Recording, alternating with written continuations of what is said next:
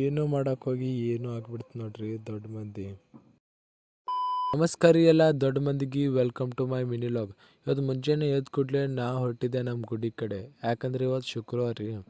ಬಂದು ಮಸ್ತನೇ ವಾಗ್ದೇವಿ ತಾಯಿ ದರ್ಶನ ತೊಗೊಂಡೆ ರೀ. ತೊಗೊಂಡು ಜಪಕ್ ಜುಪ್ ಅಂದ್ಕೊಂತ ನಾ ಹೊಂಟಿದ್ದೆ ನಮ್ಮ ಹೊಲದ ಕಡೆ.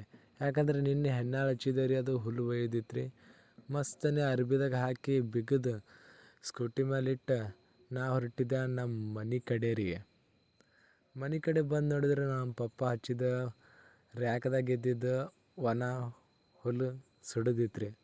ಅದಕ್ಕೆ ಮಸ್ತನೇ ಬೆಂಕಿ ಹಚ್ಚಿದೆ ರೀ. ಆದ್ರೆ ಹಸಿ ಹುಲ್ಲು ಸುಡಲೇ ಇಲ್ಲ ನೋಡ್ರಿ. ಅದಕ್ಕೆ ಒಂದು ತಲೆ ಓಡಿಸಿ ಕೊಳ್ಪೆ ತೊಗೊಂಡು ಹಸಿ ಹುಲ್ಲು ತೆಗ್ಯಾಕೆ ಚಾಲು ಮಾಡಿಬಿಟ್ಟೆ ನೋಡ್ರಿ. ಜಪ್ ಜುಪ್ ಅಂತ ತಿಕ್ಕಕತ್ತಿದೆ ರೀ. ಆದ್ರೆ ಭಾಳ ತಾಕತ್ತು ಹಚ್ಚಿದ್ರಿಂದ ಒಂದು ಕಿತಾಪತಿ ಕೆಲಸ ಐತೆ ನೋಡ್ರಿ. ಯಾಕಂದ್ರೆ ಕೊಳ್ಪೆ ಬ್ಲೇಡಿಗೆ ಕಿತ್ತೈತೆ ರೀ.